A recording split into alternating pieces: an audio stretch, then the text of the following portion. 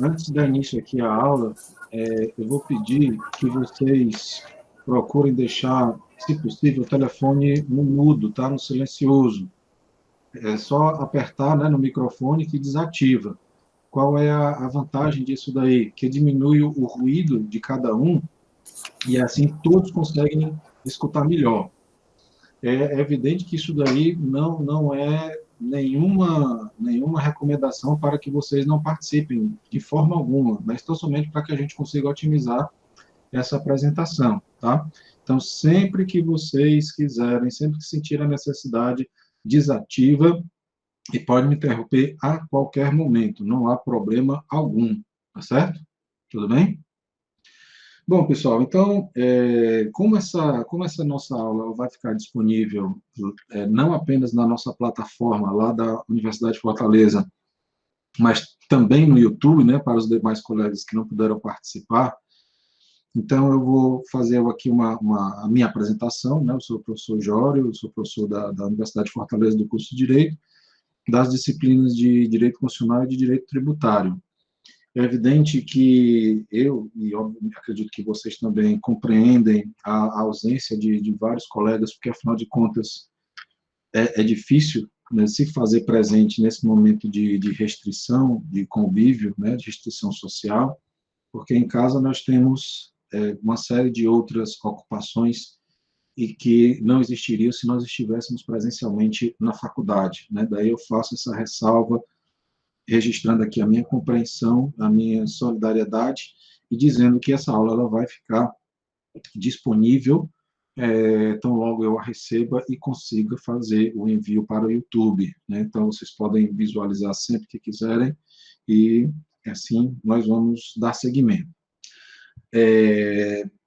Antes de falar de matéria nova, eu vou passar rapidamente aqui esses slides que vocês já estão familiarizados, porque, afinal de contas, nós trabalhamos nas aulas que foram gravadas, né, e disponibilizadas no YouTube. Por que, pessoal, que nós estamos gravando não, fazendo essa aula presencial, ainda que virtual, ao vivo, no horário da nossa aula?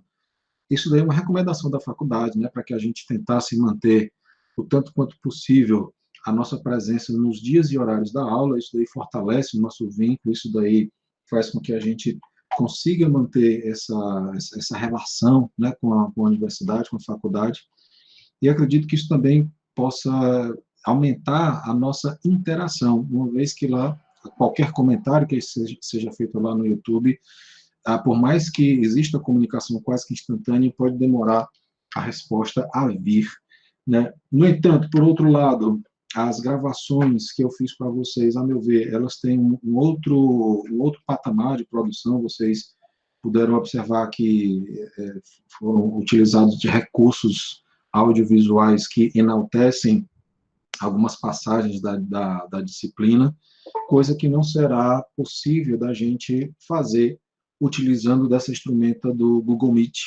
né? Mas, enfim, de todas as formas, nós vamos dar continuidade, tá? Bom, pessoal, então, nós começamos o tema da extinção do crédito tributário, né?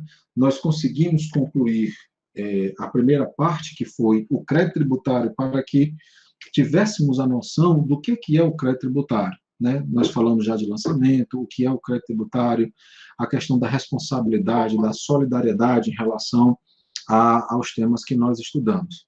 Então, esse tema da extinção do crédito tributário, nós encontramos lá no artigo 156 do CTN, que vai estabelecer todas essas modalidades que estão disciplinadas no artigo 156. Vale destacar, pessoal, que essas modalidades que estão enumeradas aí no artigo 156, elas são taxativas. Isso significa dizer o quê? Que o contribuinte, assim como a própria fazenda pública, o sujeito ativo e o sujeito passivo, eles não poderão lucubrar, eles não poderão imaginar, pensar, desenvolver outras hipóteses que não essas daqui. Mas e se porventura vier uma ideia aí excelente, uma ideia mirabolante para trazer uma nova modalidade de extinção do crédito tributário? É possível? Sim, é possível. Mas é necessário a edição de um projeto de lei complementar que esse projeto de lei complementar seja aprovado, se transforme em lei complementar, porque o CTN ele tem natureza de lei complementar, para inserir, se for o caso, o inciso 12 no artigo 156. Tá? Então, antes da gente prosseguir com todas essas hipóteses de extinção, já fazer essa ressalva de que as hipóteses elas são taxativas, são essas que aí estão, mas não impede que no futuro haja modificação, mas essa modificação dar-se-á apenas por processo legislativo, e processo legislativo através de projeto de lei complementar. A primeira forma de nós irmos distinguir o crédito tributário é mediante o pagamento. E eu mostrei aqui para vocês diversas formas de se pagar o crédito tributário, seja em moeda, que é o meio mais habitual, o meio que nós conhecemos com mais regularidade, ou através desses outros todos que nós estamos vendo aqui, estampilha, papel selado, vale postal, muitos deles aqui eu acredito que vocês nunca nem tiveram alguma espécie de contato, né? Que é notadamente aqui o vale postal. No vídeo anterior, eu explico o que é o vale postal, né? Digo porque que praticamente ele caiu em desuso, afinal de contas nós temos uma evolução tecnológica muito grande que permite que a gente pague os tributos, que a gente extinga o crédito tributário mediante pagamento através de simples equipamentos como esses que nós estamos utilizando agora, um computador, um telefone, um tablet, enfim. E que também, hoje em dia, o vale postal ele é mais utilizado para remessa de dinheiro, né? Para remessa de dinheiro do Brasil para o exterior, ou o contrário. Tá? Pessoal, eu queria fazer um alerta que quando eu estou em casa, é possível que algumas interrupções aconteçam involuntariamente. Tá? Como eu tenho aqui essa aluna não matriculada, que eu vou precisar levar aqui para uma outra sala de estudo. Só um pouquinho. Dá tchau. Tchau. Aqui. Ai, ai, ai, ai. Aqui para a mamãe.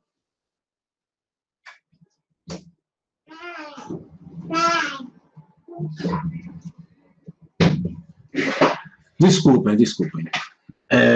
Mas é isso mesmo, ao vivo. E em casa, né, a gente poderia imaginar, ou não poderia imaginar outro tipo de interrupção. Obrigado. Pessoal, bom, então vamos lá. Em relação a essa modalidade de pagamento, nós temos ainda aqui o cheque, né? Eu vou fazer o seguinte, como eu falei para vocês, essas características específicas, detalhadas em relação ao pagamento e outros que nós já vimos, eu vou permitir, não, eu vou sugerir que vocês perguntem, né, dúvidas relativas a isso daí, uma vez que nós já temos vídeos sobre essa matéria, tá? Então, vamos lá.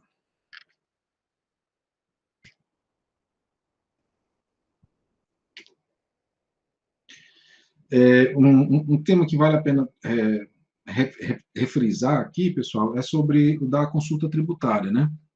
O da consulta tributária, em relação ao pagamento, extinção ao crédito tributário, ele funciona da seguinte maneira. Imagine que você, sujeito passivo, você é obrigado a extinguir o crédito tributário mediante pagamento, mas a gente sabe que a legislação tributária brasileira, especificamente aquela voltada para a pessoa jurídica, ela é uma miríade, ela é uma teia de legislação, uma teia de instruções normativas dos diversos entes políticos da federação. Imagine assim uma grande empresa, uma empresa que tenha presença em diversos estados, que faça despacho de mercadorias, que receba insumos, enfim, que ela tenha um trânsito muito grande por diversos estados e recolha tributos federais, estaduais, municipais. Então, o que essa empresa ela precisa conhecer do cumprimento das obrigações tributárias, a obrigação tributária principal e a obrigação tributária acessória, é muito grande, é muito vasto e é muito amplo. Então, não é longe da realidade dessas empresas, desses contribuintes, desconhecer ou ter dúvidas relativas ao cumprimento da obrigação tributária.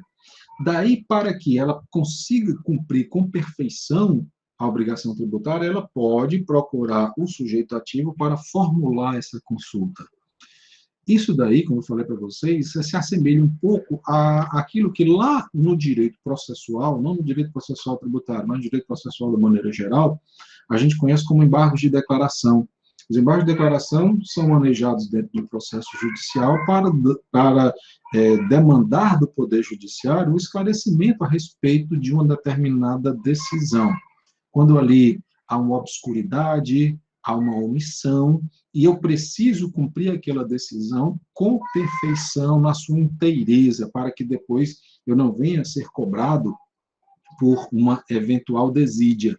Então, da mesma forma, acontece em relação ao direito tributário. Isso porque os contribuintes eles serão tributados dentro da medida da legalidade. E se eles têm dúvida em relação à lei, então eles podem se dirigir ao sujeito ativo para que o sujeito ativo justamente faça esse esclarecimento. Agora, é claro, essa consulta ela precisa ser uma consulta eficaz, uma vez que, se você provoca uma consulta tributária com o intuito de prorrogar, de postergar o pagamento, porque nós vimos aqui que uma consulta ela faz com que aquela obrigação tributária, uma vez não cumprida dentro do prazo, não sofra o sujeito passivo aquelas punições que normalmente se aplicariam, ou seja, a multa, tá? A multa de mora, os juros. Isso porque, quer dizer, isso significa dizer que a consulta tributária é uma das espécies de suspensão da exigibilidade? Não, ela não suspende a exigibilidade do crédito tributário. Quando chegar a data do vencimento, você vai ter que pagar. No entanto, se você não pagar e estiver sob a consulta e você ainda não tiver recebido a resposta, o que vai acontecer? Você não será apenado por multa e juros, tá? Então, dentro do prazo legal para pagamento, não há fluência de juros de mora, nem mesmo multa moratória.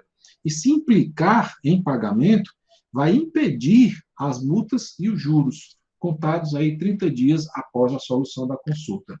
E por que esse prazo aí de 30 dias? Porque geralmente esse é o prazo geral, né? É o prazo que se tem para o vencimento do lançamento, né, 30 dias após o lançamento, se dá, portanto, aí o prazo para o cumprimento da obrigação tributária. E a resposta dessa consulta, veja, quem vai responder, obviamente, é o próprio fisco, é o fisco que vai dizer, essa obrigação tributária você terá que cumprir da seguinte maneira, a resposta a essa consulta vinculará exclusivamente ao sujeito ativo, tá? Por que não é vinculado ao sujeito passivo? Porque eu, contribuinte, eu, sujeito passivo, eu posso discordar. Eu posso dizer simplesmente que não aceito o modus operandi que foi determinado naquela consulta, mas administrativamente eu não vou ter como me insurgir. Eu terei que procurar a via judicial. Tá? Então, a administração não poderá exigir do contribuinte nem dela um comportamento diverso do que ela apontou na resposta da consulta. Mas eu, contribuinte, posso não ficar satisfeito, e percebam que consulta não é litígio, consulta não é contraditório, tá? Eu não vou ter uma segunda instância de consulta tributária, porque ali não está acontecendo nenhum julgamento, estou pedindo esclarecimento, estou pedindo orientação, e com isso daí só restará ao contribuinte se socorrer da via judicial, tá? Depois falamos da imputação em pagamento, prevista lá no artigo 163 do CTN. A imputação em pagamento, pessoal, também é mais uma das hipóteses de extinção do crédito tributário que, ao meu ver, ela está caindo cada vez mais em desuso. O que é imputação em pagamento? A imputação em pagamento é quando o sujeito passivo deve para com o sujeito ativo 2 ou mais créditos tributários. E aí o sujeito passivo procura o ativo e questiona, tá bom, o que eu vou pagar primeiro aqui? Por esse motivo que eu disse para vocês, olha, eu acredito que isso aqui está caindo cada vez mais em desuso, porque praticamente o contribuinte ele não vai perguntar o que ele vai pagar primeiro, ele vai pagar o que ele pode, né, o que ele consegue pagar. Mas, claro, isso daí não exclui a aplicação do 163 do CTN. Tá? Então, o que acontece? É necessário que o sujeito passivo deva para o mesmo sujeito ativo 2 ou mais tributos, ou seja, que eles estejam vencidos. E aí, uma vez que isso daí aconteça, o CTN ele vai estabelecer uma regra de imputação, ou seja, o sujeito ativo vai imputar ao passivo o que ele vai pagar primeiro. E esse é um dos raros momentos da legislação em que ela estabelece uma ordem a ser seguida. E ela vai dizer o seguinte: em primeiro lugar, o sujeito passivo vai ter que pagar o quê? Aos débitos por obrigação própria, ou seja, aqueles em que ele efetivamente foi contribuinte e não o responsável. E, em segundo lugar, aos decorrentes de responsabilidade tributária. Então é o seguinte, eu devo 2 ou mais tributos.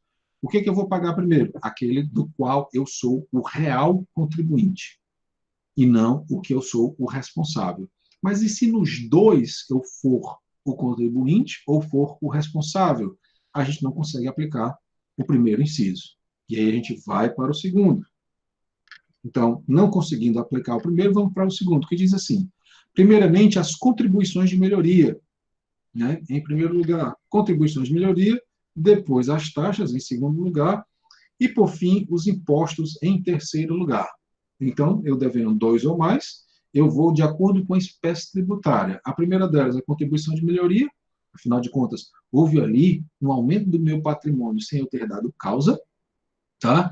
E isso daí foi suportado por aquelas pessoas que estão pagando por aquela obra que acresceu o meu patrimônio. Depois disso, as taxas, porque eu utilizei, eu estava potencialmente à minha disposição. E, por fim, os impostos, que, por sua vez, não possuem vinculação alguma em relação à sua utilização. Então, percebam que aqui o critério utilizado pelo legislador foi o grau de aproveitamento em relação ao contribuinte. Agora, vamos imaginar que os créditos tributários vencidos são todos impostos. Se são todos impostos, eu também não vou conseguir fazer uso desse dispositivo, indo, portanto, para o quarto. E aqui já nós temos já um aspecto cronológico, que deverão ser pagos em ordem crescente dos prazos de prescrição. O que é o prazo prescricional? Uma vez que ao crédito tributário, ou seja, o sujeito passivo já deve uma quantia ao fisco, esse crédito tributário venceu. Isso significa dizer agora que o sujeito ativo ele deverá procurar os meios para executar, ou seja, para forçar o pagamento na via judicial por parte do sujeito passivo, por parte do contribuinte. E há um prazo para que o credor exerça esse direito. Tá? Nós vamos estudar mais adiante, dentro da extinção do crédito tributário, que existem 2 momentos muito importantes em relação à extinção do crédito tributário. O primeiro deles é o da decadência e o segundo é o da prescrição. A decadência será o fenômeno que provoca a impossibilidade de lançar, ou seja, um sujeito ativo, após um lapso temporal contado da ocorrência do fato gerador ou outro que o legislador escolha. Vamos ficar com esse por enquanto para ser mais simples. Aconteceu um fato gerador no momento A, passou um lapso temporal, temos aqui uma linha do tempo. Se, após o tempo estabelecido pelo legislador, o sujeito ativo não lançar, não constituir o crédito, ele vai perder o direito de lançar, perder o direito de constituir o crédito tributário. Então, é uma das formas de extinção que nós vamos depois conhecer com um pouco mais de profundidade. Agora, se já houve o lançamento, se já existe o crédito, não há mais o que falar em decadência. Tá? Agora, poderá acontecer o quê? A prescrição. A prescrição em relação a quê? Em relação à pretensão do sujeito ativo de exigir do passivo o pagamento do crédito. Tá? Então, já existe o crédito, ele está vencido, eu tenho 2 ou mais créditos vencidos, que são de, vamos supor, por obrigação própria, ou seja, que eu sou contribuinte, que são relativos a impostos, então eu não consigo aplicar nenhum desses incisos. Daí eu fui para o terceiro. Então, na ordem crescente dos prazos de prescrição. Aquele que vai prescrever primeiro deverá ser pago pelo contribuinte. Mas vamos acreditar aqui numa teoria fantástica de que os créditos do contribuinte vão todos prescrever no mesmo dia, no mesmo mês, no mesmo ano. Então, já não há como aplicar esse terceiro inciso. E aí vamos para o último critério de desempate, digamos dessa forma, que é na ordem decrescente dos montantes. Portanto, nesse momento agora, o que deverá acontecer? O sujeito ativo vai chegar para ele e dizer, olha, nesse caso, todos você é o contribuinte. Nesse caso, todos são decorrentes de imposto. Milagrosamente, todos prescreverão no mesmo dia. Então, vamos agora pela ordem decrescente dos montantes. Pague primeiro aquele mais caro, o de maior valor. Então, ao fazer isso, ao dizer para o contribuinte, pague esse daqui, o que a Fazenda Pública está fazendo, o que o sujeito ativo faz, nada mais é do que imputar o pagamento. Tá? E aí depois eu fiz esse quadrinho aqui para que vocês consigam vislumbrar melhor, né, digamos assim, graficamente, essa explicação.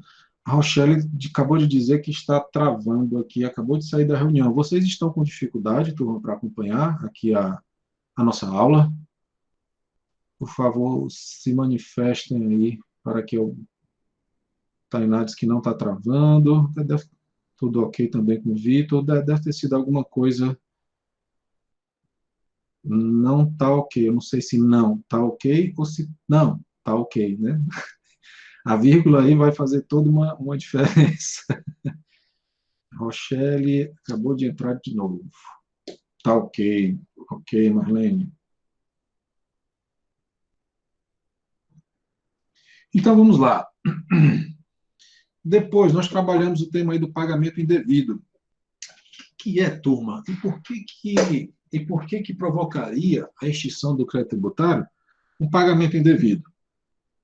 Olha só, desde o começo da nossa atividade acadêmica, nós vimos que para o direito tributário, que é um ramo do direito público, a obrigação do contribuinte ela decorre de natureza legal.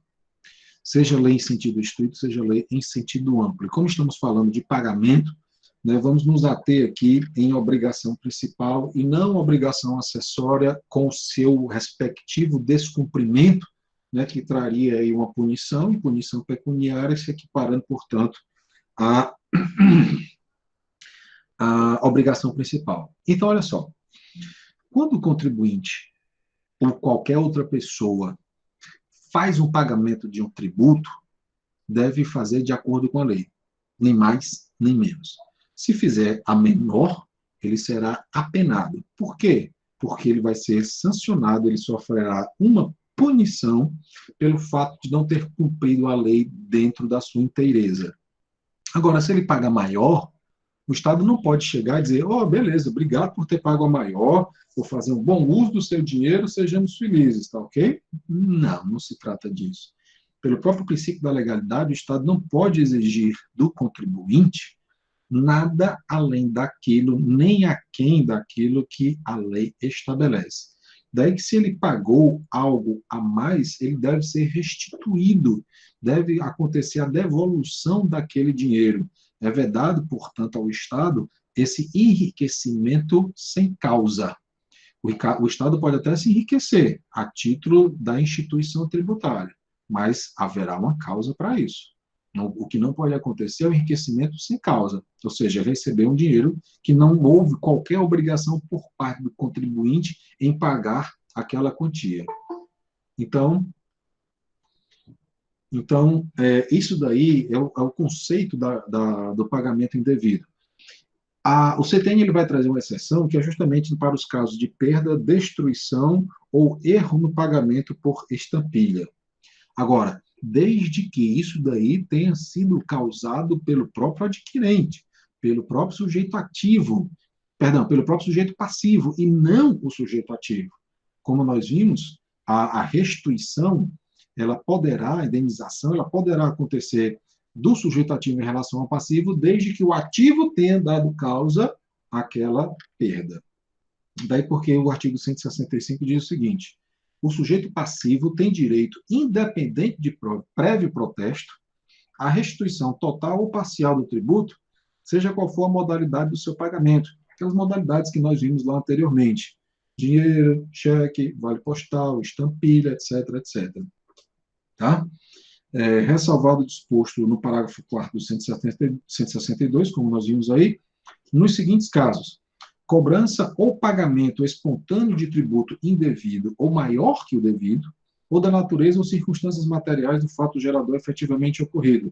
Paguei um tributo a mais, paguei mais do que deveria, como acontece muitas vezes em relação ao imposto de renda. Daí a restituição do imposto de renda que acontece após a sua declaração, né?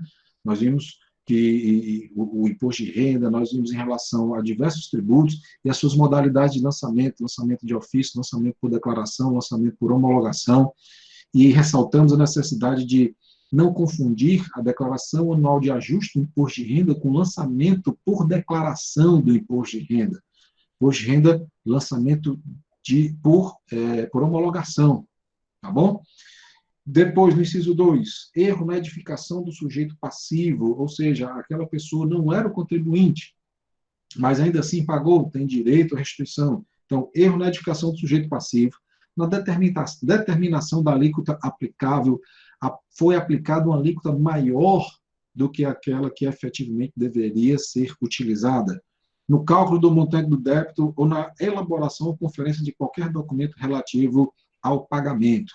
Então, esses dois primeiros aqui, nós temos a restituição sem litígio, tá? Uma restituição voluntária.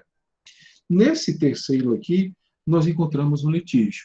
Vejam, reforma, anulação, revogação ou rescisão de decisão condenatória. Percebam que nesse caso aqui, é nítida a instauração de um litígio, e esse litígio, o legislador, ele não especificou se se trata de um litígio administrativo ou de um litígio judicial, o que, portanto, nos leva à conclusão que qualquer deles poderá gerar essa restituição. Tá? Tudo bem até aqui, pessoal? Se não, mais uma vez, né, interrompam, destravem aí os microfones e podem participar. Vimos também a questão da restituição de tributo indireto, né? Aquela distinção que há entre o contribuinte de direito e o contribuinte de fato. O que nós podemos falar em relação a isso daí? Obrigado, Bárbara. Vejam só, talvez a melhor maneira da gente explicar isso daí seja através do ICMS. O ICMS, Imposto sobre Circulação de Mercadorias e Serviços, é um imposto de competência estadual e ele está praticamente presente nas nossas atividades diárias. Por exemplo, vocês irão, no final do mês, pagar a conta de telefone, a conta de internet, a conta de energia, e naquele valor vai estar incluído o valor correspondente ao ICMS. Você comprou um ar-condicionado, você comprou um computador, você comprou um lanche, ali já está incluído o valor do ICMS. Só que você não paga separadamente. Você, consumidor final, você, contribuinte de fato, não paga separadamente. Eu comprei esse aparelho telefônico e me custou X reais do custo do aparelho e Y reais em relação ao ICMS, né? Já que estamos falando dele. Então, nós não pagamos separadamente isso daí. E imagine que a aquisição desse produto gerou um pagamento a maior do tributo nele embutido. E aí, o que você pretende fazer? Bom, eu vou lá no sujeito ativo, eu vou lá na Cefaz, por exemplo, tá? E vou pedir a restituição desses valores. Acontece o seguinte: nessa sistemática do tributo indireto, não é o consumidor quem efetivamente faz o recolhimento do tributo. Quem vai fazer o recolhimento do tributo é o comerciante. Como assim? Ele primeiro recolhe o valor do tributo e, quando for vender esse equipamento para você, ele vai incluir o valor que ele pagou relativo àquele tributo. Então, além do dinheiro da venda, ali estará embutido o valor do tributo, que ele já pagou antecipadamente antes de lhe vender. Então, ele vai se creditar daquela quantia. E por que ele fez isso? Porque ele é um cara legal, para eu não ter que me preocupar em pagar o valor do ICMS, por exemplo? Não, não é. É a questão do responsável tributário que nós vimos anteriormente. Então, por lei, ele será obrigado a recolher aquela quantia e ele vai se creditar daquele valor quando ele vender para o consumidor final. Então, segundo a legislação, segundo a lei, ele será o contribuinte de direito. No entanto, você que adquiriu o equipamento, você é o contribuinte de fato. Aí vamos ver o que o artigo 166 traz aqui para a gente. A restituição, vou beber um pouquinho d'água. A restituição de tributos que comportem, por sua natureza, transferência do respectivo encargo financeiro, e há a transferência do encargo, o comerciante, ele transfere o encargo, ele transfere o valor que ele pagou para o terceiro, somente será feita a quem prove haver assumido o referido encargo, ou, no caso de tê-lo transferido a terceiro, estar por este expressamente autorizado a recebê-la. Então, nós temos aqui uma situação um tanto quanto delicada. Porque, primeiro, para que eu não posso pedir isso diretamente. Eu vou ter que fazer o quê? Eu, contribuinte. Porque foi transferido a terceiro encargo, foi transferido para mim, que comprei aquele aparelho celular, então eu preciso autorizar o comerciante expressamente para que ele pleiteie a restituição do tributo indireto. Cá para nós, será que ele vai fazer isso? É claro que não, não vai. Ele diz, cara, me desculpe, isso é problema teu. Ele falou desse tributo aí, te vira, eu não quero ter essa preocupação, essa despesa, e por aí vai. Tá? E outra, ele não assumiu o encargo, mesmo porque ele se creditou do valor que ele pagou do imposto. Né? Então, ele não teve encargo. Quem teve encargo foi o contribuinte, que precisa autorizá-lo e convencê-lo a pedir a restituição desse tributo indireto. Então, já complica um pouco mais. Né? Daí foi colocado esses requisitos para que a gente analisasse o que acabamos de fazer.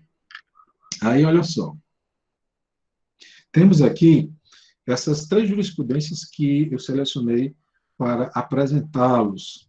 A súmula 546 do STF, que diz o seguinte: cabe a restituição do tributo pago indevidamente quando reconhecido por decisão que o contribuinte de direito não recuperou do contribuinte de fato o valor respectivo.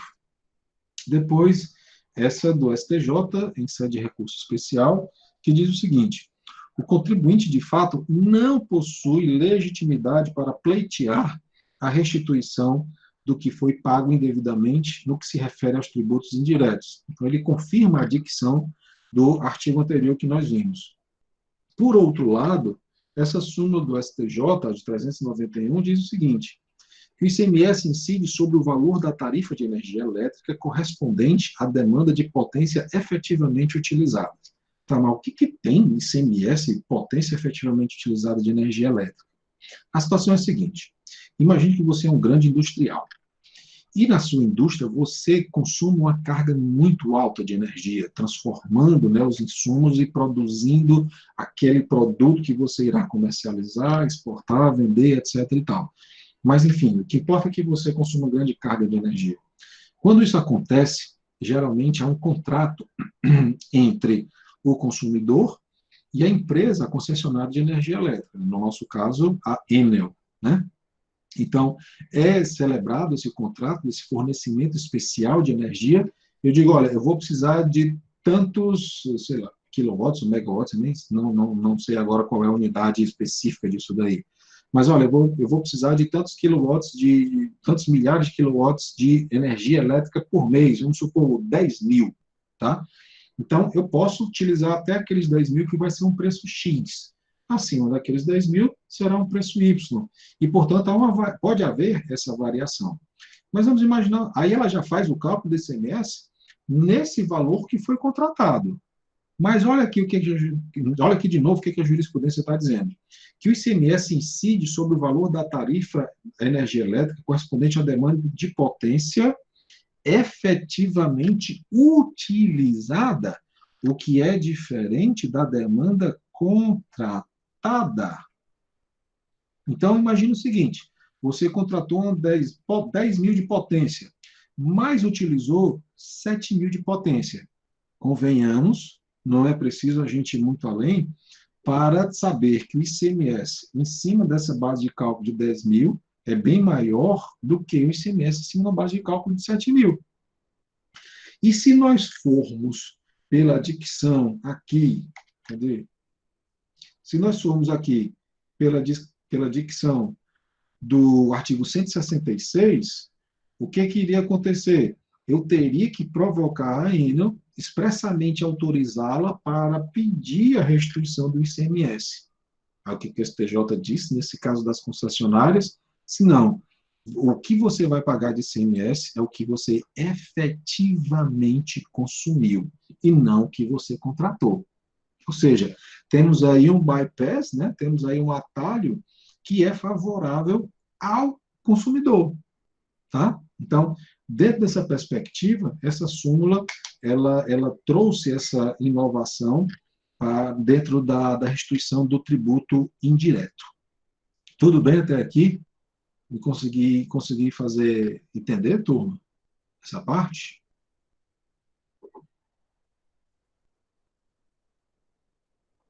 Eu vou entender o silêncio como sim, né? Tá bom, então. Obrigado, Vitor. Bom, aí depois nós temos a questão da restituição de juros e das multas. Ora, meus caros, se eu paguei, vamos imaginar o seguinte, talvez seja mais fácil através desse exemplo que eu já coloquei aqui no quadro para vocês. Vamos imaginar o seguinte, e aí eu peço para vocês observem a tela do slide, tá? Nós temos aqui um campo de valor real e nós temos aqui um campo de valor pago. Era para eu ter pago R$ 100.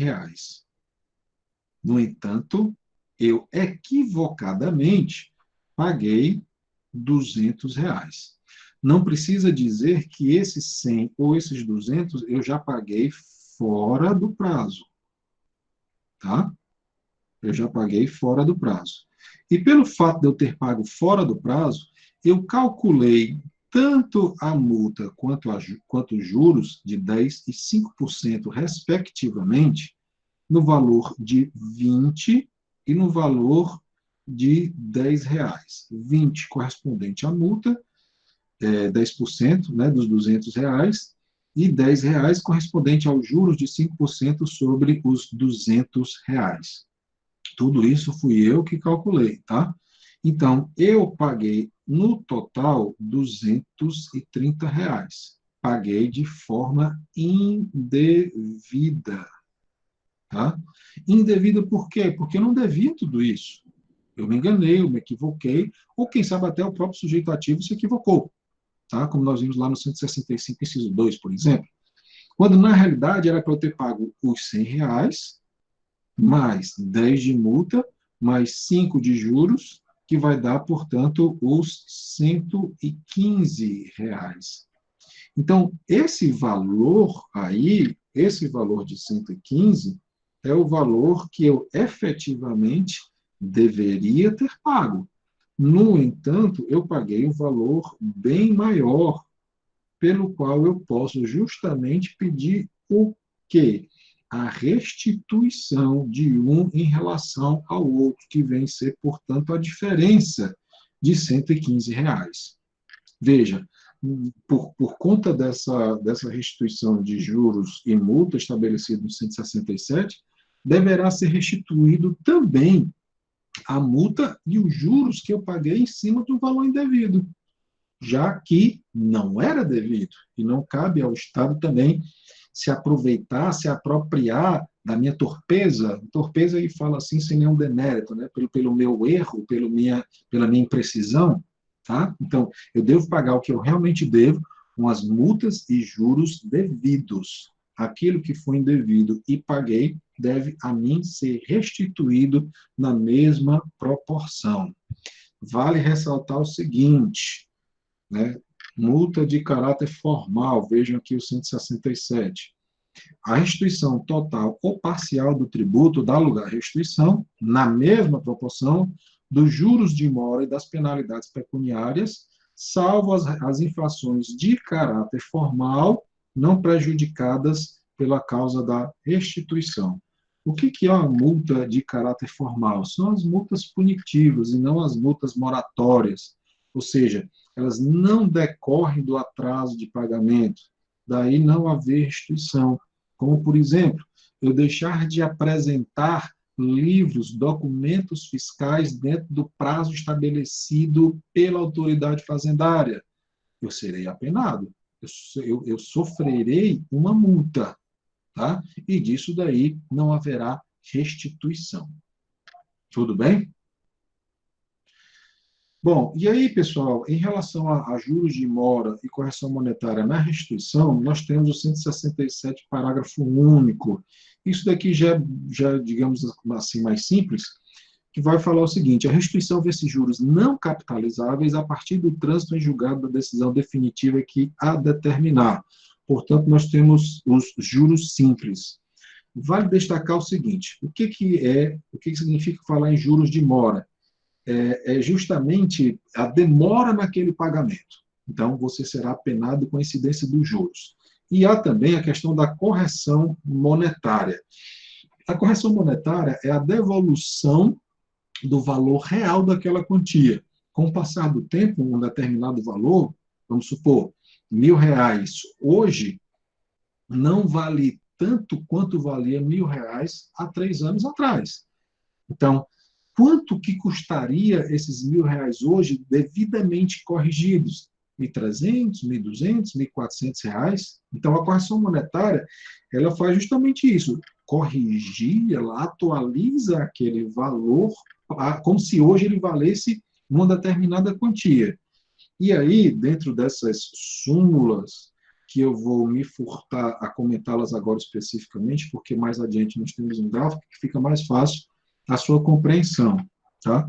E esse gráfico, pessoal, vocês podem observar que diversos autores de direito tributário fazem uso dele. Ele foi elaborado, a meu ver, por uma das pessoas que tem uma das melhores didáticas para o direito tributário, que eu vou anotar aqui para vocês, o professor Ricardo Alexandre. Eu vou te contar, a minha grafia na lousa é terrível. E aqui na tela do computador é pior ainda, né? Eu consegui me superar aí na caligrafia. Mas o livro do Ricardo Alexandre, eu até tenho ele aqui, se fosse mais fácil eu mostrava para vocês. Ele está em algum lugar no meio aqui da minha bagunça. Mas ele vai fazer esse seguinte esquema que eu vou demonstrar agora para vocês. Houve o pagamento indevido nesse momento A. Após o pagamento indevido, o sujeito passivo ingressou com a ação de repetição do indébito. Depois do lapso temporal, aconteceu o quê? O trânsito em julgado. Tá? Aconteceu o trânsito em julgado. Vamos ver agora o que diz a súmula 188 do Código Tributário, do STJ, do Código Tributário. Olha. Súmula 188, está aqui a danada. Os juros moratórios na repetição do indébito são devidos a partir do trânsito em julgado da sentença. Então, a partir desse momento aqui, nós temos a incidência dos juros de mora. Tá? Houve o trânsito em julgado, certo? E aí o que acontece?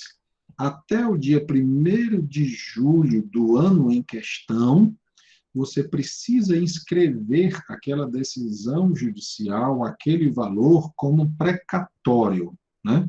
O que é o precatório? É justamente um valor a ser pago em desfavor do sujeito ativo, da União, do Estado, do Distrito Federal, do município, em virtude de uma decisão judicial.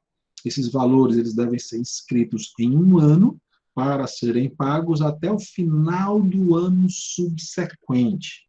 Daí porque até o dia 1º de julho deve acontecer essa inscrição, tá? Então, quando acontece essa inscrição, no dia 1º de julho, não há a incidência dos juros de mora, segundo o Supremo Tribunal Federal, através dessa súmula vinculante de número 17, tá?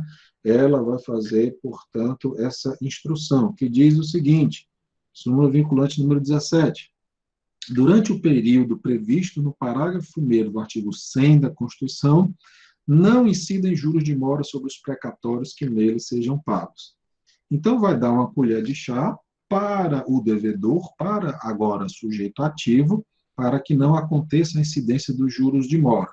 Então, se até 31/12 do ano subsequente ao da inscrição do precatório, que é a data final para o pagamento, não há qualquer juros de mora.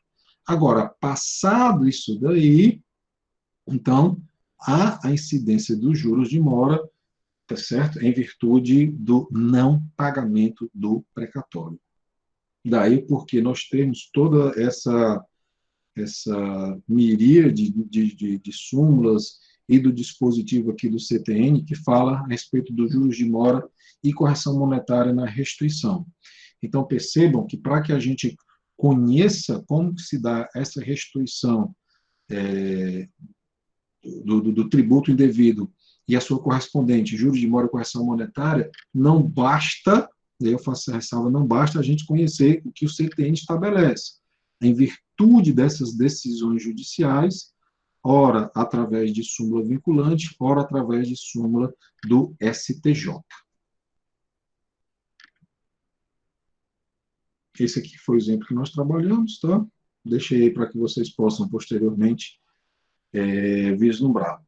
E depois nós temos aí o questionamento a respeito de qual seria a taxa de juros aplicável. Bom, a União, ela adota a Selic, tá? E a lei que institui a Selic, pessoal, ela permite também que outros entes políticos da federação façam uso desse referencial. Então, estados podem fazer uso da Selic, município também pode fazer uso, tá? Mas eles têm liberdade para prever o seu índice próprio em caso de atraso no pagamento dos tributos. Por isso que nós temos a súmula de número 523 da STJ. A lei que instituiu a Selic, essa aqui eu disponibilizei para vocês, a 9.250 de 95, e a súmula diz o seguinte: a taxa de juros de mora incidente na repetição de indébito de tributos estaduais deve corresponder à utilizada para a cobrança do tributo pago em atraso. Então, é a mesma, tá? Sendo legítima a incidência da taxa Selic em ambas as hipóteses, tá? Tanto para a cobrança do tributo pago em atraso, assim como a repetição de indébito. Isso quando previsto na legislação local, vedada sua cumulação com quaisquer outros índices, ou seja, não pode ser exigida junto com outro índice de correção. Isso significa dizer que a Selic, ela, em sua composição, ela já, digamos assim, contempla todas essas incidências. Daí porque ela ser aplicável quando se tratar de correção para pagamento ou correção para restituição. E o prazo para restituição? Segundo o artigo 168, nós temos aí, deixa eu voltar, apertei sem querer, nós temos aí o prazo de 5 anos. Esse prazo de 5 anos, pessoal, nós vamos ter aquelas duas primeiras hipóteses do 165, quando não há litígio, certo? Quando não há litígio, e nós vamos ter aquela outra hipótese com litígio, que é justamente daquela decisão que anulou, revogou, reformou a decisão que estabelece a restituição do crédito tributário. Então, 5 anos, quando não tem litígio, contados da data da extinção do crédito tributário, e quando há litígio, da data em que se tornar definitiva a decisão administrativa, ou passar em julgado a decisão judicial que tenha reformado, anulado, revogado ou rescindido a decisão condenatória. A gente vai observar que em várias passagens do CTN, ele utiliza essa expressão passado em julgado, né? Hoje é mais comum nós fazermos uso do transitado em julgado. E depois nós temos o artigo 169, que é justamente quando se ingressa com a anulação de decisão anulação da decisão administrativa denegatória. Então, imagine o seguinte: você instaurou um litígio administrativo e desse litígio administrativo você obteve um resultado desfavorável. E você pretende agora o quê? Uma vez que já não há mais como se socorrer no âmbito administrativo. Você busca o auxílio judicial, o amparo do Poder Judiciário. E você pretende agora ingressar com uma ação anulatória da decisão administrativa que negou aquele seu pedido administrativo. E o 169 vai dizer o seguinte, que prescreve em 2 anos a ação anulatória da decisão administrativa que denegar a restituição. Então, nós temos aí o CTN trazendo mais um prazo para que o contribuinte ele busque o amparo judicial e estabelecendo que esse prazo ele vai ser justamente o impeditivo para você buscar a anulação daquela decisão administrativa que negou a sua restituição. Depois, dentro dessa explicação da ação, da anulação da decisão administrativa denegatória, vejam, não há necessidade do curso administrativo forçado. O que isso significa dizer? Você não precisa esgotar a instância administrativa para solicitar a restituição do tributo pago indevido. Nós não temos a justiça administrativa aqui no Brasil. Daí o porquê nós podemos nos socorrer tanto administrativamente, assim como podemos nos socorrer judicialmente. Então, eu posso optar por não entrar em litígio administrativo, mas já ir diretamente ao Poder Judiciário para receber a restituição daquilo que eu paguei indevidamente. Daí o porquê a desnecessidade do curso administrativo forçado. Então, vamos imaginar o seguinte, numa outra perspectiva, você faz o pedido administrativo, esse pedido administrativo ele é negado, tá? E aí vai acontecer o quê? A incidência do artigo 169, lhe dando um prazo de 2 anos para anular essa decisão administrativa denegatória. E aí eu faço uma provocação a vocês agora. Será que o CTN, mais uma vez, não está trazendo uma vantagem absurdamente indevida à Fazenda Pública? Né? Uma vez que nós temos aí prazos de 5 anos, mas o prazo para anular uma decisão administrativa denegatória, ele vai ser de 2 anos. Né? E aí eu faço essa provocação para vocês e depois podemos discutir a respeito desse tema lá no ambiente do Unifonline, na discussão que costumamos provocar por lá. Então, até agora, pessoal, desses assuntos que nós tratamos, eu gostaria de destacar o seguinte, essas súmulas. A primeira delas, aliás, um primeiro reforço, digamos assim, é que esses dispositivos do CTN, no que tange a extinção do crédito tributário, eles não podem ser utilizados, e essas medidas do próprio fisco, não podem ser utilizados para trazer a impossibilidade de se estabelecer meios indiretos de cobrança de tributos. Então, todas as formas de cobrar tributos são os que estão previstos na lei. Então, isso daí não pode ser utilizado como um meio de cobrar indiretamente tributos em desfavor dos contribuintes. Então, veja o que a súmula 70 do STF traz. É inadmissível a interdição de estabelecimento como meio coercitivo para a cobrança de tributo. Vejam só, o que essa súmula nos traz, e o que é uma súmula? A súmula é justamente a compilação de diversas decisões de um tribunal, sempre relativos ao mesmo assunto, a uma mesma matéria. Então, se chegou ao ponto do Supremo Tribunal Federal editar essa súmula dizendo que não admite a interdição de estabelecimento como meio coercitivo para o pagamento de tributo, então é porque, sim, chegaram várias reclamações, e falo agora reclamações não no termo técnico, né, mas sim de provocações, que chegaram até o Supremo Tribunal Federal pelos diversos meios processuais, em que o contribuinte reclamou que estava sofrendo uma sanção política. E que sanção política é essa? Interditar o estabelecimento para forçá-lo ao pagamento do tributo. Ora, cá para nós, a gente não precisa ponderar muito para chegar à conclusão de que o encerramento, o fechamento, a interdição do estabelecimento, de certo, é a pior maneira que o credor poderia fazer uso para cobrar algo do devedor. Se eu baixar minhas portas, se eu não produzir, se eu não comercializar, como que eu vou ter renda para pagar tributos? Então, o Supremo Tribunal Federal já trouxe essa súmula impedindo tal prática por parte do sujeito ativo. Isso se assemelha, guardadas as devidas proporções, mutatis mutandis, a de número 323, que diz o seguinte: é inadmissível a apreensão de mercadorias como meio coercitivo para pagamento de tributos. Então, o que acontecia bastante? Estava passando um caminhão lotado de mercadorias de um determinado contribuinte, e percebeu-se, né, na fiscalização do trânsito daquele caminhão, de que o contribuinte ele era devedor da fazenda, ele era devedor do sujeito ativo.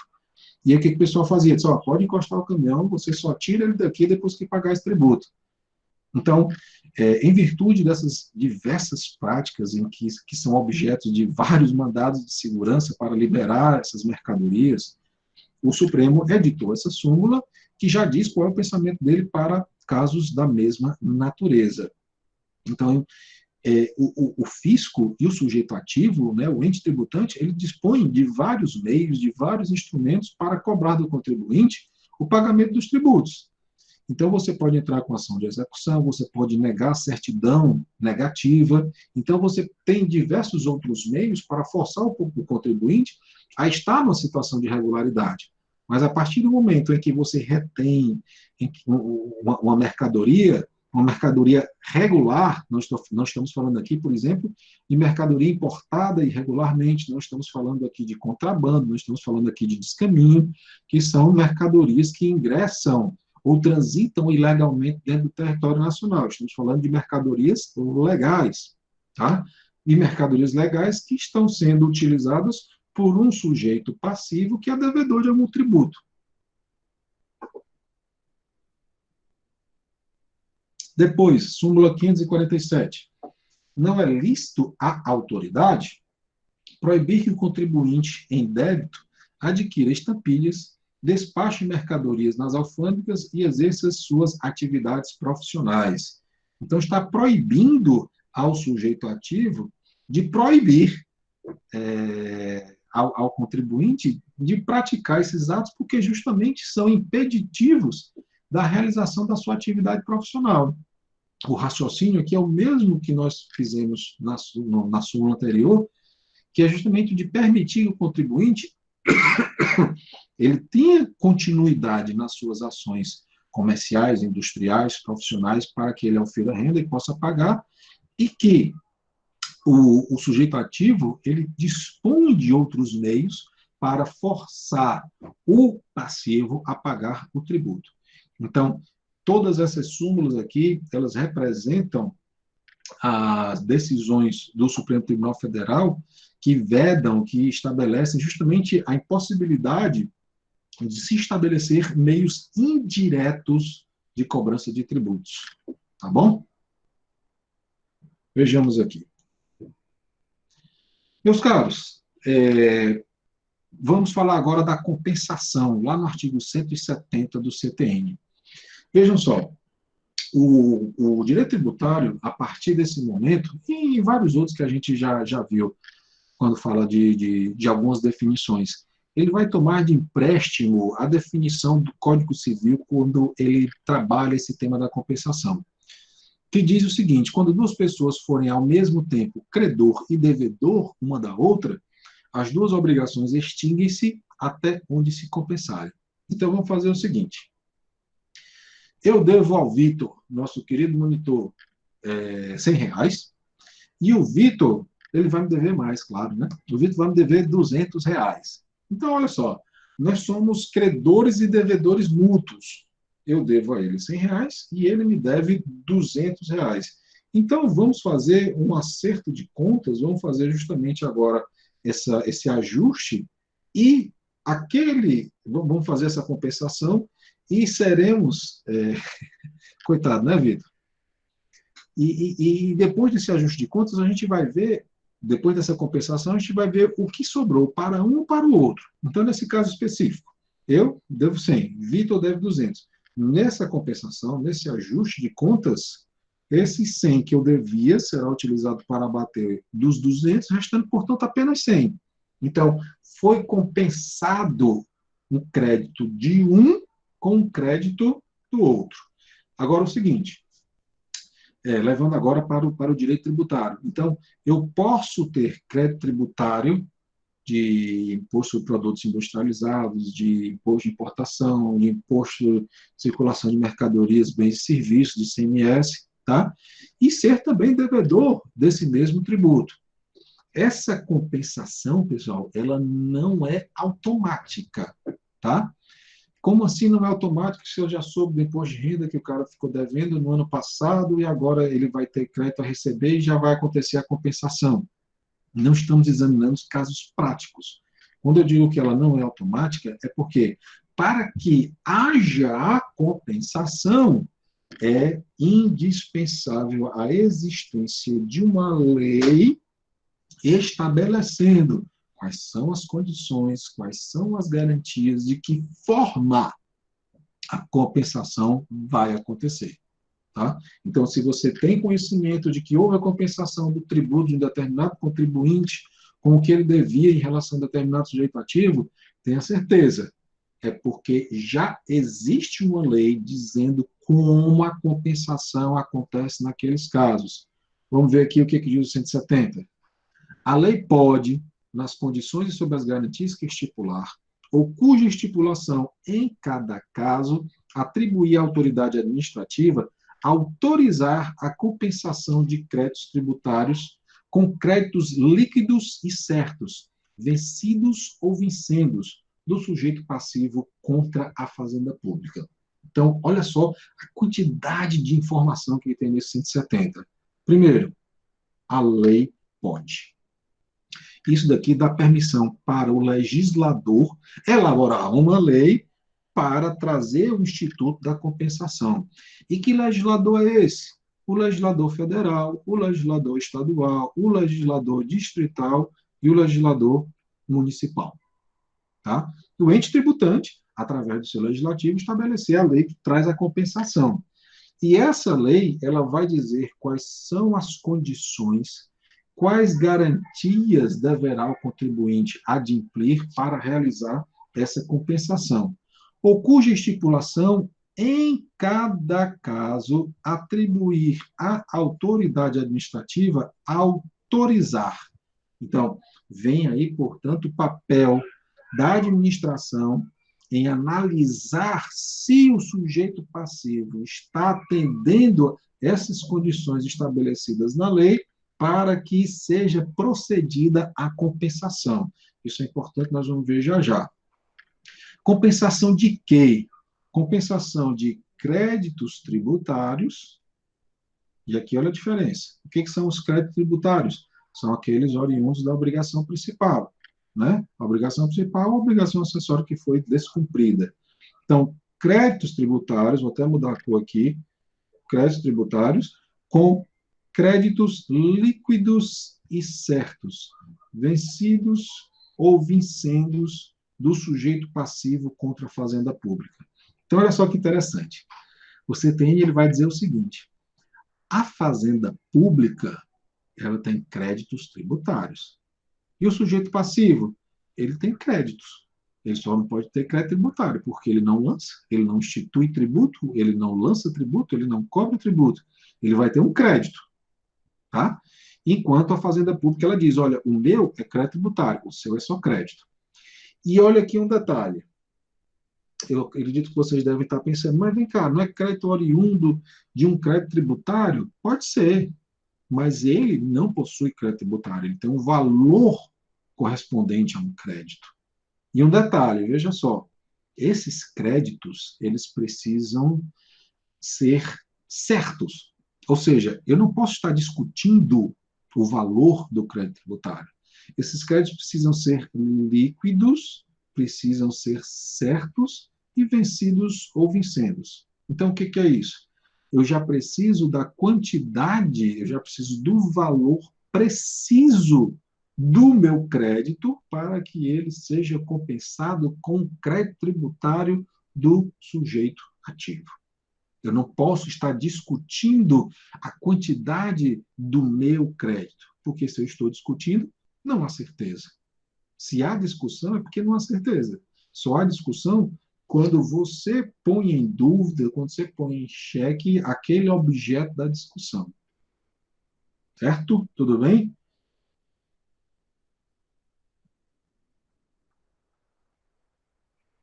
Deixa eu ver aqui. Pessoal, só para a gente terminar hoje, tá? Aqui a gente vai ficar nesse tema da compensação. Esse aqui é o último slide, já vamos aí com 1h11, né, de apresentação.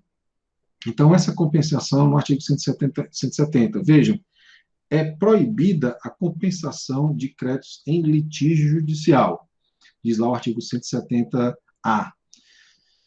Portanto, vocês conseguem vislumbrar que é um artigo que foi inserido, né, através de uma lei complementar alterando o Código Tributário. Por que é proibida essa compensação de créditos em litígio judicial? Por justamente aquela explicação anterior. Quando há um litígio, é porque nós não temos certeza do valor do crédito. Então, para que se evite hoje a compensação desses créditos mediante uma decisão judicial, foi inserido esse dispositivo lá no Código Tributário Nacional, trazendo justamente essa impossibilidade. Poxa, se há um litígio, se está em discussão, vem uma ordem judicial e diz compensa, tá bom. E se aquela ação que eu estou discutindo, o quantitativo do crédito, eu sair vencido, eu seja perdedor, e aquele crédito que eu tinha, eu não tenho mais. Isso daí traz um prejuízo à Fazenda Pública, isso daí traz um prejuízo ao erário. Você pode estar até pensando assim, mas é só agora ela cobrar do contribuinte. Tá, mas enquanto isso, a sociedade perdeu. Enquanto isso, o sujeito ativo perdeu, o sujeito ativo ele representa a sociedade dentro daquela discussão de que o tributo deve ser pago para o benefício e aproveitamento geral de todos. Tá? Tem algumas mensagens aqui, deixa eu ver. Não está aparecendo para mim, não sei porquê. Então, somente após o trânsito em julgado, ou seja, quando não há mais possibilidade de se alterar o resultado daquela decisão judicial, é quando se tem a liquidez e certeza para proceder à compensação. Vejamos aqui essas duas súmulas do STJ. 212. A compensação de créditos tributários não pode ser deferida em ação cautelar ou por medida liminar, cautelar ou antecipatória, o que explica o que nós acabamos de ver. E a 213 ela é curiosa, olha aqui. O mandado de segurança constitui ação adequada para a declaração do direito à compensação tributária. Tenha cuidado ao ler isso daqui. Ó, de novo. O mandado de segurança constitui ação adequada para a declaração do direito à compensação tributária. Veja, pessoal, que o mandado de segurança não está sendo utilizado para compensar. O mandado de segurança está sendo utilizado para quê? Para declarar direito à compensação. Então, imagine o seguinte, vou voltar aqui, está aqui o 170. A lei pode, só usar esses daqui, a lei pode autorizar a compensação de créditos tributários, desde que você tenha preenchido os requisitos legais. Se eu preencher os requisitos legais que a lei diz que eu devo preencher e a autoridade administrativa me nega a compensação, eu não vou entrar com ação no judiciário para compensar, não, porque o judiciário não pode compensar. O que o judiciário vai fazer, através do mandado de segurança, é confirmar o meu direito à compensação. Tá bom? Então, eu entro com o mandado de segurança para assegurar a fruição do direito líquido e certo, não amparado por habeas corpus nem por habeas data. Então, o mandado de segurança ele pode ser utilizado para ser reconhecido o meu direito a compensar. E aí, uma vez que saia essa decisão e se confirme, a autoridade fazendária ela vai ter que dar início ao processo de compensação. Tá? Ela não vai poder mais ficar inerte ou negar a compensação. Ela vai ter que dar início à compensação. E aí, obviamente, deve o contribuinte acompanhar, e certamente irá acompanhar, esse processo de compensação para fiscalizar se ele está sendo feito da maneira correta, adequada e dentro dos ditames legais. Bom, pessoal, com isso eu encerro a nossa aula de hoje, abrindo aí espaço para a participação mais efetiva de vocês, caso assim desejem, claro, seja por mensagens escritas ou até mesmo manifestações verbais, manifestações orais, tá? E aí eu também provoco aqui o Vitor, né, o nosso querido monitor, para que, se ele tem alguma observação a mais para fazer a respeito dessa nossa explanação. Tudo bem? Vitor, alguma coisa? Ok. Bom, meus caros, se encerramos hoje por aqui, obrigado, Marlene, também. Obrigado pela presença de vocês. Ficamos aí um pouco mais de uma hora, né, Tainá? Obrigado, Hugo. Eu não sei se os demais professores estão fazendo uso desse expediente também, se estão fazendo uso desse expediente, se está sendo também dessa magnitude, digamos assim, desse tamanho, né, de uma hora e pouco, basicamente o que nós fazemos na nossa aula presencial. Então, peço, por favor, que vocês comentem comigo em relação a essa sistemática, o que vocês acreditam que poderia ser utilizado para melhorar essa nossa interação e fazer com que a gente fique mais confortável, fazer com que a gente consiga participar melhor, tanto do meu lado em relação a vocês e vocês em relação a mim, em relação também ao Vitor. Utilizem os nossos canais de comunicação, o Torpedo através do Infoonline, o nosso grupo de WhatsApp, o próprio blog, ou até mesmo os comentários lá no vídeo do YouTube, são todos muito bem-vindos. Como eu sempre digo, não há pergunta boba, não há pergunta idiota.